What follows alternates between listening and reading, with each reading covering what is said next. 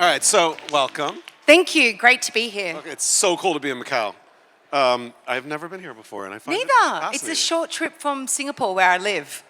Yeah, it's very cool. All right, well, let's get into it. There's a bunch of topics I want to talk about, one of which you actually turned me on to a year or two ago, which is employee-generated content. If you were here this morning, I talked a little bit about this, but I knew we'd have the expert up here, so I didn't want to get into too much detail on it. But so, EGC, employee-generated content, define that term. Yeah. So the old way or the traditional way to think about employee-generated content is when someone in a company posts about the company on their own social media channels. So often we see this on LinkedIn. But the new way to do employee-generated content is companies are now working with their team members. They're filming short-form videos, and those videos are going on the company's social media profiles. And we're seeing that across many companies, small and large, that are now working with their employees to create this style of content. So, and I talked about this morning, like 1 in 12 or 1 in whatever of employees are basically creators. You just don't know what they're doing. Yes. So your company, you're thinking, wow, I've got these employees. Some of them are creators. How do I find them? You can, well, there's many ways to find them. You can do a call out in the company and see if people want to take part in the employee-generated content program, but it needs to be set up in the right way from the beginning because a lot of companies do make many mistakes. How do they, like, so I find a bunch of employees that are creators. How do I vet them? I mean, who knows? Some of them could be doing stuff that doesn't align with my brand. Yep. Well, the first thing to think about from a company, I might take a step back. Often companies make the mistake thinking that the Gen Z in the office can just start filming videos. And so what we advise companies to do is to do an open call to see if anyone wants to take part in this program. This is something that we did with Hilton Hotels, and we trained them all about employee-generated content. And there you will see that people who are interested in this program will put up their hand and want to take part. The next thing is that you talk about vetting. You need to give training. It can be really awkward to be on camera, and what we notice with the training that we do, one of the main things that people are worried about is speaking on camera and being confident. And so you need to give people the right tools so that they can create great short-form videos for your company. And so you figure this out, you find the people. What's the benefit for a company of doing something like this versus just working with creators out in the wild? Yeah. There are so many benefits. Okay, and take me through them. Yeah, we call this the AAA effect at Oysterly Media. Firstly, it can amplify your brand. You can get so much brand awareness and essentially sell more. A company that does this really well is the beauty brand Sephora. They work with so many influencers and KOLs around the world, but they also work with their employees who are filming videos and talking about their favorite pics from Sephora. And those videos do really, really well. It's like testimonial videos. The next big thing is that you can attract top talent. So it doesn't matter if you're a small company like mine or a large organization like Google or Meta, you are competing for the top talent. And so when you create employee-generated content, you're essentially showing what happens behind closed doors of your organization. And it's a really great way to attract talent to your business.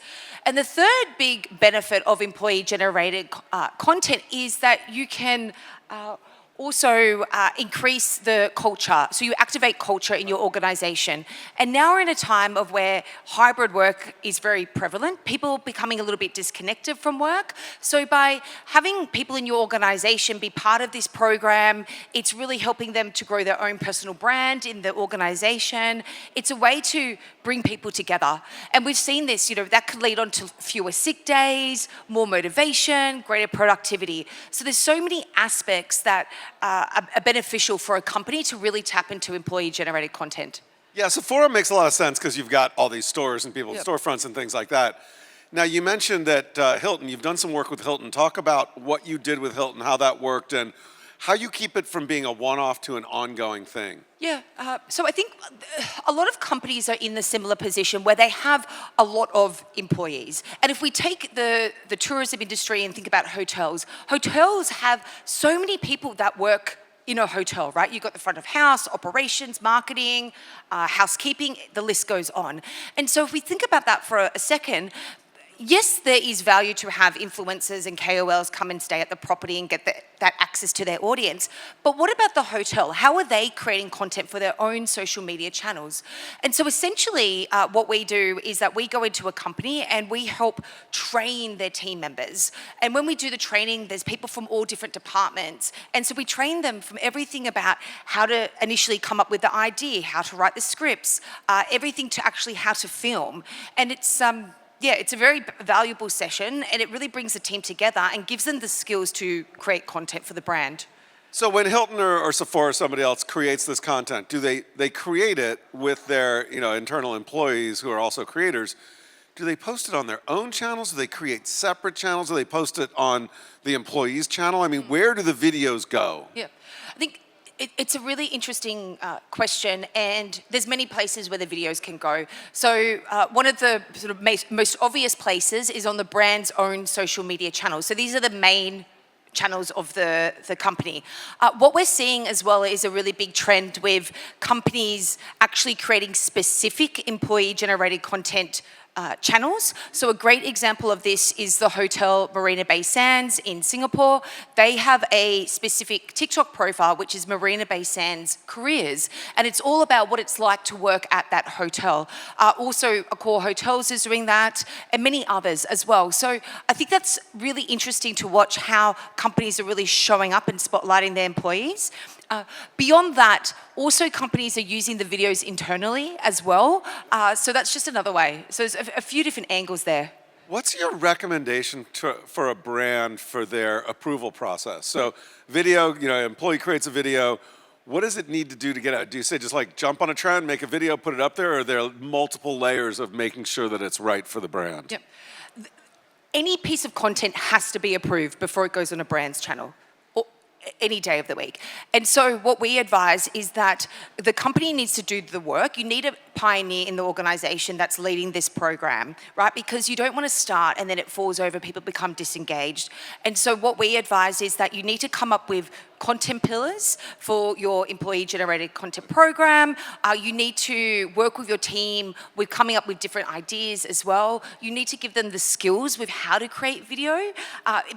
If you don't do that and your team members start submitting videos to you and you don't like the content or it's not right, it becomes a very awkward conversation. So if you do the work up front, and then we use a system, we've got our own platform where all videos will get uploaded and checked for final approval. We do that for companies, but you just need a system, however you are checking your social media, you should definitely have something in place so that it can be checked. And then I think just to add on to that, there should be just continual training and promotion in the organization as well. You can spotlight different team members who are taking part in creating great videos for the organization.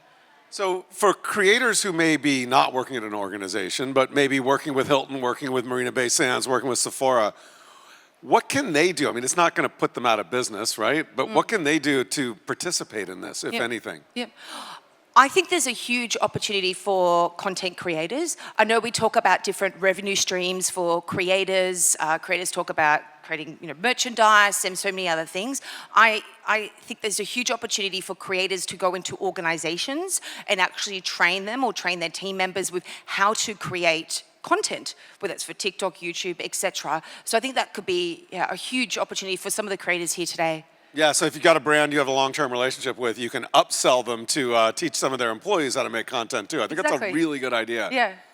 One of the other things I think is fascinating with EGC is it's the concept of trust. And trusting somebody who works at the company and building that trust with an external audience and an internal audience, I think is kind of overlooked. But how does trust play into this? Well, people buy from people, not logos. And so you can either be a faceless company and you can be creating your content using stock images, or you could be more forward thinking and start to spotlight the people that make up the brand. And I think when we've done training with companies, we do part of the training in the morning is talking about what they love about the brand or what they love about working at that organization. And it is amazing to see the team members' face light up and they talk about what they love and the culture. And you can't get that from any sort of external influencer. And so there's a lot of value with recognizing the people in your organization, and that creates trust and authenticity. Let's move on from this. We're talking about the future of creator marketing. Let's move on from EGC to talk a little bit about search. And look, we all know search is challenged. I won't say it's dying, I won't say, but Google's, I'll say the stranglehold on search is loosening in a couple of different ways. And one of those ways, something that you've sort of spent a lot of time talking about and thinking about, is how people are searching not on Google, but on TikTok and Instagram and Shorts and other social video and media platforms. And for brands, they need to think differently about the videos that they put up there to lean into the fact that these platforms are used for entertainment, but also for information and searching for stuff. Talk a little bit about short video, social search, and what that trend is like and where it's going and sort of where it stands now. So my point of view is that social media is becoming the new Google search. And so these platforms are incredibly powerful with how you can discover and find information. And so we've seen this with the rise of short form video. Yes, it was made famous on TikTok, but now it's exploded across every major social tech platform. So you can go onto TikTok and you can search for how to buy a house or how to fix your back problems. You can get so much great information there, and it's a different way to search. Whereas if you go onto Google and you're looking at how to buy a house, you'll probably get a lot of sponsored listings at the top. You scroll down, you'll see a lot of optimized web links for maybe like a bank or brokerage firms. And all you want is information about, what are the steps of buying a house? Whereas you can go into TikTok and search the same thing, and you'll see different creators talking about helpful steps. There's movement, there's audio, there's a community there on TikTok that you can ask questions. So it's a completely different experience. And we're going to see that this continue to get stronger and stronger across these platforms. Yeah, it's less about getting sold to by people who bought search results and more about an authentic, here's information that'll help you solve your problem. Exactly. How many people are searching on social platforms now? Search on TikTok, search on Instagram. A lot of hands up. So this is absolutely a trend that is happening. So talk about how brands can build these optimized search-oriented videos to post on their social. What are some best practices? Yeah. So the way that we think about it at Oysterly Media is the magic touches. And so if you think about the olden days, magic touches. So if you think about the olden days, I want to wave my wand. Sorry, it's just like, it's magic. No, go ahead. Sorry, I've interrupted you twice. So if we think about the olden days with creating a blog post, you would have to insert keywords to have it optimized for Google search. So it's taking insight from that. So when you create a video, you want to optimize it for social search. So certain things you want to do, we think about, for example, the first frame. It's not the first 3 seconds of the video, it's the first frame with what someone sees as they're scrolling. So this is the first frame of the video, the first, if it's 30 frames a second, the first 1/30th of a second, you obsess over that. Yes. Okay. It's very important. You Why? have to be able to stop the scroll when someone's scrolling. Yeah, and then once you earn their attention, you have to ensure the video is very engaging so that they stick around, and ultimately you want the goal that they can watch to the end. So that's one aspect. Another aspect is adding in keywords as well. So where do you put those keywords? In the description? Do you put them in the video? Is it something that the person says when they're talking? Yeah, so we would put it in the video, at the start of the video, and also big text on screen. We actually call it the billboard text because it's big text as you're scrolling. You want to earn the viewer's attention, and also the caption as well. So we use different methods. All those things work together. Yes. Yeah, it's fascinating to think about that first frame. You want to put the text in, a lot of the traditional search, but you're not spamming it with search like terms. No. You're being really authentic and thoughtful about it. And I think I'll just caveat as well, the content has to be good. Like, it has to be engaging, and I think what we see work really well is like movement in the video when people are walking, where there's lots of different clips that can help hold their attention as well. So it's a really big one to think about. So, there's so much opportunity with creating short form video content. You don't need to work with a fancy high-end agency that costs a lot of money. There's so much value now with creating this authentic style of video and really showing up consistently. So when we listened to the guy from Beast today, he was talking a little bit about the life cycle of videos and how YouTube is very much of an evergreen platform. They go back in, they fix thumbnails, they do other things there. The short form platforms, I've seen some research, it's like things have like a week shelf life or a day or a couple weeks, but that's it. But you're talking about making videos that are more evergreen. And so talk about that. And so social platforms will keep serving this stuff up if it's done right. How do you think about making sure that it's evergreen and not just a flash in the pan and it's gone? Yeah. So I think using the right keywords, giving really good value. I know when I'm doing research and I'm looking for examples for when I speak at conferences and so forth and looking at different industries, there's videos that will surface from a few years ago. If it's good content, it's still getting engagement, then it will perform. That's crazy. Yeah. All right, well, we have about 4 minutes left. We're going to go through a couple different trends a little bit more quickly. Another trend that is developing, I think you've talked about, is just brands building their creator networks. These sort of owned UGC. It almost sounds like the multi-channel network that I built back in like 2010. But talk a little, right? Yeah, see? At least somebody gets that one. Anyway, talk a little bit about how brands are building their own creator networks and where the value is there. Yeah. So what we see is that a lot of companies, big or small, are struggling to keep up with the rate of short form video content and having to feed all these social media beasts. And so how do you create these videos? Yes, you could look at employee-generated content, but some companies are not there yet, right? Sometimes employees don't want to be featured in the videos. So another solution is what we call owned UGC. So we work with smaller content creators. We do the research, we write the scripts, they film the videos, we clear the rights, and it goes on the brand's social channels. So an example of this is that we work with like 3M, we work with Across Command, one of their products, and also Post-it sticky notes. And so we work with lots of different creators that align with their target audience, and all those videos will go on the company's social channels. And so so we're seeing this trend quite rapidly across many different organizations that are working with these smaller UGC creators. What does the relationship look like between the brands and the creators? Is it a long-term contract? Is it a one-off? Like, how is that relationship sort of papered or put in stone or whatever? Yeah, so it could be either or depending on the partnership, but what we often see, if it's from a campaign level, we'll work with a certain amount of creators and then they will film the videos and they're paid per video. So that's how it could work. Versus we work with Beyblade, the toy brand out of Japan, and we work with creators ongoing. So there's a constant relationship. And the reason why it's beneficial to work with creators ongoing is that they have like skin in the game with the brand. They understand the brand. They're more passionate about it.